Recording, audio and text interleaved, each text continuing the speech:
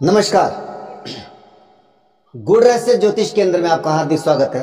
अभिनंदन है प्रिय बंधुओं, आप सभी का हार्दिक धन्यवाद जिन्होंने कि मेरे इस YouTube चैनल को अपना आशीर्वाद दिया, इसे सब्सक्राइब किया, शेयर किया और इसमें अपने बहुमूल्य कमेंट छोड़े। अतः अब तक जिसने मेरे इस YouTube चैनल को सब्सक्राइब नहीं किया है वह मेरे इस YouTube चैनल को सब्सक्राइब अवश्य करें। हाथ जोड़ के आपसे निवेदन है, कुछ आप लोगों का आशीर्वाद अगर मुझ पर बना रहे, वीडियो को अंत तक अवश्य देखें। बहुत महत्वपूर्ण मैं सब्जेक्ट लेकर के आ रहा हूं, एक सीरीज लेकर के आऊंगा 12 के 12 लग्नों के लिए, और इसमें विशेषता बात करूंगा पंचमहापुरुष राजयोग। ये क्या है? जब हम ये आमतौर पर इस बात को ज्योतिष के गलियारों में जब इन चीजों की चर्चा सुनते हैं, बहुत सारे राजयोग है, गज केसरी है, बुध आदित्य योग है, शश मंगल का रुचक, शनि का शश, बुध का भद्र, गुरु का हंस, शुक्र का मालव्य योग, पंचमहापुरुष राजयोग आदि आदि चीजों की चर्चा हमेशा होती रहती है और इसके बारे में शास्त्रों में या ज्योतिषाचार्य द्वारा बहुत प्रशंसा भी की जाती है। परंतु कई बार ये कुंडलियों में देखा भी गया है, फलित घटित भी होता है लेकिन फलित वैसा नहीं होता है जैसा कि इसके बारे में कहा जाता है, जैसी कि इसकी चर्चा होती है। आज वह संदेह आपके किसी प्रियजन की कुंडली का अगर आपके दिमाग में है तो आज मैं उस चर्चा को लेकर के आ रहा हूं। विशेषता मेरा पंचमहापुरुषों के लिए, पंचमहापुरुष राजयोग के लिए ही यह सीरीज रहेगा। बुध के द्वारा भद्र पंचमहापुरुष राजयोग, गुरु के द्वारा हंस पंचमहापुरुष राजयोग, शुक्र के द्वारा मालव्य पंचमहापुरुष राजयोग और शनि के द्वारा शश पंचमहापुरुष राजयोग और मंगल के द्वारा रोचक पंचमहापुरुष राजयोग आदि आदि चर्चा में है। बनता कैसे है, सबसे पहले आप इसको ध्यानपूर्वक से समझेंगे। यदि केंद्र भाव में इनमें से कोई भी ग्रह केंद्र भाव में अपनी राशि का हो या अपनी उच्च राशि का हो, तब ये पंचमहापुरुष राजयोग निर्मित होता है। तो अब क्या ये हर एक कुंडली में जिसमें भी ये बनता है उसमें फलदायक होता है या शुभ परिणाम देता है? होता क्या है? जैसे कि बुध का जो भद्र पंचमहापुरुष राजयोग है, इसके बारे में कहा जाता है कि ऐसा व्यक्ति व्यवसायिक बुद्धि या बहुत इंटेलिजेंस रखता है, अपने बुद्धि के द्वारा जो है वो जग को जीतने की क्षमता रखता है, सभा में विजय पाता अपने बुद्धि के द्वारा। हंस गुरु के द्वारा बनने वाला पंचमहापुरुष राजयोग, यह जब घटित होता है तो इसके बारे में कहा जाता है कि ऐसा व्यक्ति अध्यात्म जगत में अपनी बहुत ऊंचाइयां प्राप्त करता है। हालांकि गुरु संतान, विवाह, लाभ, धन, भाग्य, इन सभी चीजों का कारक भी है।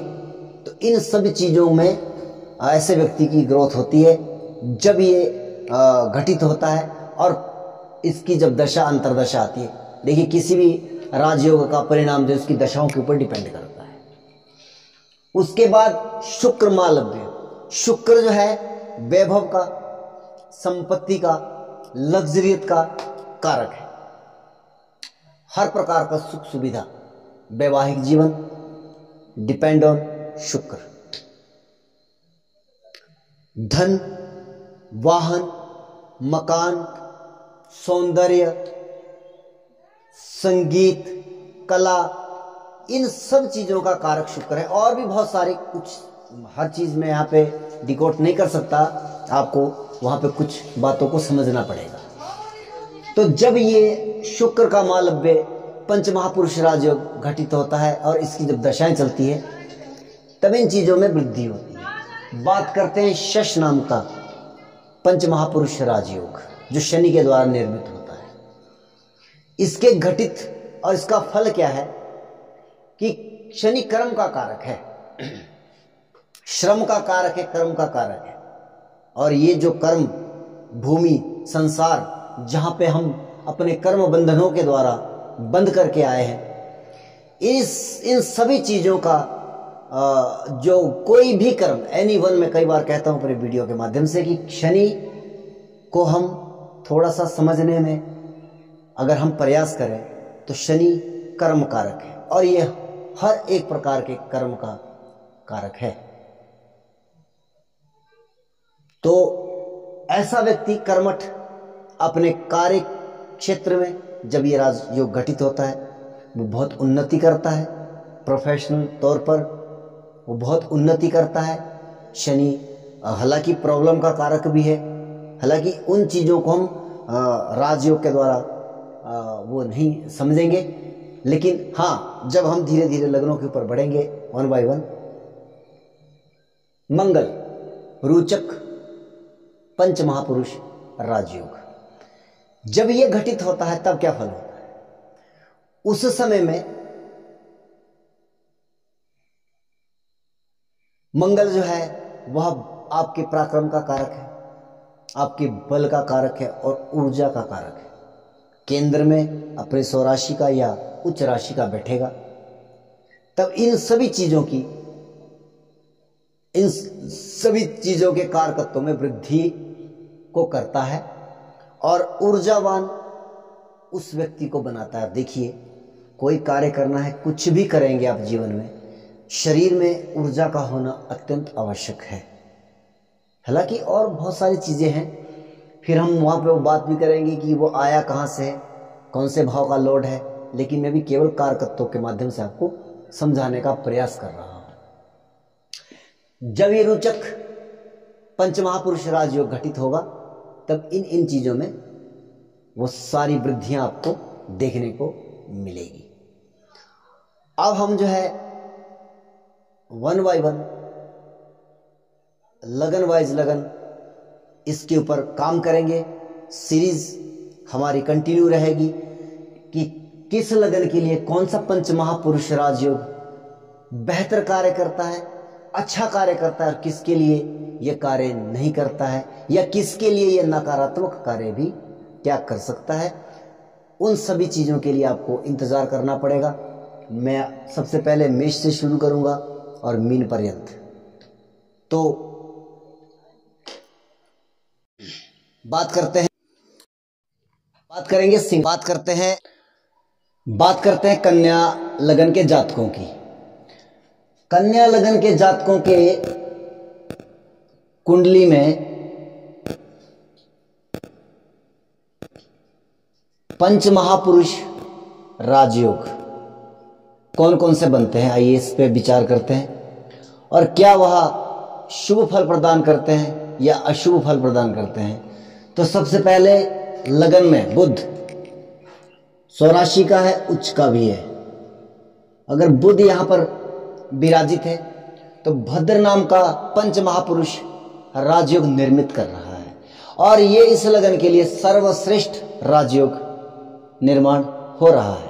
निश्चित तौर पर बुध अगर यहां पर किसी पाप ग्रह से प्रभावित नहीं है या अगर ये पाप ग्रह से प्रभावित भी है तब भी इसकी स्ट्रेंथ, इसकी पावर, ये राजयोग शुभ फल प्रदान करने वाली रहेगी। परंतु यदि यह पाप ग्रह से प्रभावित है तो उसकी जो क्षमता है वो थोड़ी निम्न हो जाएगी। अगर ये अकेला यहाँ पर बैठा है और शुभ ग्रहों की दृष्टि में है, निश्चित तौर पर यह राजयोग, क्योंकि बुध कारक है, व्यापार का कारक है, वाणी का कारक है, बुद्धि का कारक है और आधुनिक शिक्षा का कारक है, इन सब चीज़ों के माध्यम से जातक जो है वो जीवन में या संसार में जो है वो बहुत तरक्की करेगा और दुनिया पर अपनी बुद्धि के मुताबिक, अपने व्यवसाय के अकॉर्डिंग जो है वो बहुत ऊंचा नाम प्राप्त करेगा निश्चित तौर पर, काफ़ी ज़्यादा, क्योंकि यह लग्नेश के साथ साथ आपके दशम भाव इनके आपके कर्म भाव के भी स्वामित्व लिए बैठे हैं। यहाँ पर अन्य कोई ग्रह यह राजयोग निर्मित नहीं कर रहा है। बुध का दशम भाव में भी जो है पंच महापुरुष राजयोग में से एक भद्र नाम का राजयोग निर्मित हो रहा है, और यहाँ पर भी कंडीशन वही रहेगी। यहाँ पर विशेष क्या रहेगा कि ऐसा व्यक्ति अपने व्यावसायिक दृष्टिकोण से ज़्यादा उन्नत रहेगा, ज़्यादा अच्छा जो है वो अपने व्यावसायिक कार्य में कर पाएगा। हालांकि ऐसा नहीं है, बुद्धि का कारक है, बुद्धि तो इसकी निश्चित तौर पर कि कार्य क्षेत्र में बुद्धि का काम होता है। आज के समय में जो है वह शारीरिक श्रम से अधिक जो है स्मार्ट वर्क की बात की जाती है। ऐसा व्यक्ति अपने प्रोफेशन में, अपने व्यवसाय में निश्चित तौर पर बहुत अच्छा काम करेगा।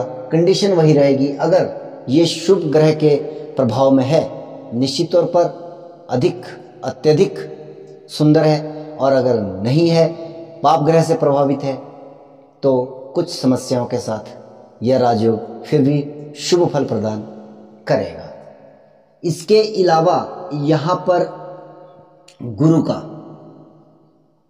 निश्चित तौर पर चतुर्थ भाव में अगर गुरु बैठे हैं, हालांकि वह इस कुंडली के लिए योग कारक तो नहीं है, लेकिन चतुर्थ भाव में बैठे हैं, मूल त्रिकोण राशि में बैठे हैं, तो निश्चित तौर पर ऐसा व्यक्ति अध्यात्म के दृष्टिकोण से, यह मैं कहता हूं कि अष्टम भाव में दृष्टि पड़ रही है। द्वादश भाव हमारा अध्यात्म उन्नति का है, धर्म का हमारा नवम भाव निश्चित तौर पर है, लेकिन अध्यात्म की उन्नति या जिसको पराकाष्ठा बोलते हैं, क्योंकि वो मोक्ष भाव है, और अध्यात्म की और धर्म की मतलब जो है मतलब जो है उन्नति जो है वो मोक्ष प्राप्ति के लिए होती है। निश्चित तौर पर यह गुरु अपने ज्ञान के दम पर और ज्ञान की दृष्टिकोण से बहुत बेहतर परिणाम लेकर के आएगा। ऐसा व्यक्ति समाज में उच्च ज्ञान लेकर के आ रहा है। अष्टम भाव में हो सकता है ज्योतिष से जुड़ा हो, ये भी एक पॉसिबिलिटी है। अध्यात्म ज्ञान से जुड़ा है निश्चित तौर पर। अगर यह गुरु अन्य शुभ दृष्टियों में है और लग्नेश की यहाँ पर ताकत सही है, तो ऐसा व्यक्ति धर्म गुरु के उच्च पद पर भी प्रतिष्ठित हो सकता है। गुरु संतान का कारक है, ज्ञान का कारक है, और कहीं ना कहीं अगर हम वैदिक ज्योतिष की बात करते हैं तो वहाँ पर धन और लाभ का कारक भी और भाग्य का कारक भी गुरु है। इन सब चीज़ों की उन्नति के साथ जो है यह व्यक्ति काम करेगा, और यहाँ पर यह चतुर्थ भाव में शुभ फल प्रदान करेगा वनस्पति सप्तम के, क्योंकि सप्तम भाव में अगर ये बैठा है तो निश्चित तौर पर यहाँ पर भी एक मारक स्थितियाँ निर्मित कर रहा है, परंतु अगर सप्तमेश सप्तम में बैठा है वह ज़्यादा ताकतवर बन जाता है, क्योंकि भाव और भावेश ये दोनों ताकतवर हो जाते हैं। अब वहाँ पे अगर गुरु बैठा है तो भावेश निश्चित तौर पर वह मारक परिस्थितियाँ निर्मित करेगा, मारक है इस कुंडली के लिए, परंतु हो सकता है यहाँ पर अन्य ग्रहों का प्रभाव होने से भाव की कुछ स्थितियां बदल जाए। लेकिन जब गुरु स्वयं यहाँ पर अपनी राशिगत स्थितियों में बैठेगा तो ज़्यादा मैं इसको अच्छा नहीं मानूंगा। यहाँ पर यह हंस नाम का पंच महापुरुष राजयोग निर्मित ना हो तो ज़्यादा बेहतर रहेगा। यहाँ पर जो है गुरु के द्वारा हंस महापुरुष राजयोग एक भाव में, चतुर्थ भाव में ज़्यादा अच्छा परिणाम देगा वनस्पति सप्तम के। शुक्र भी यहाँ पर उच्च का हो जाता है, और शुक्र यहाँ पर आपके भाग्य भाव और धन भाव का कारक है। निश्चित तौर पर यह स्थिति एक बहुत शानदार स्थिति है। मैं ये नहीं कहता कि यह मारक नहीं है, ये मारक परिस्थितियाँ भी निर्मित करेगा शुक्र भी इस कुंडली में, क्योंकि कन्या लगन के लिए शुक्र और गुरु ये दोनों मारक परिस्थितियाँ निर्मित करते हैं। शुक्र जो है वो भाग्येश भी है, तो यहाँ पर भाग्य के द्वारा उन्नति होगी। शुक्र जो है वो लग्जरी का कारक है, शान और शौकत का कारक है, वाहन मकान आदि का कारक शुक्र है, और कहीं ना कहीं लक्ष्मी स्वरूप है तो धन का कारक शुक्र है ही।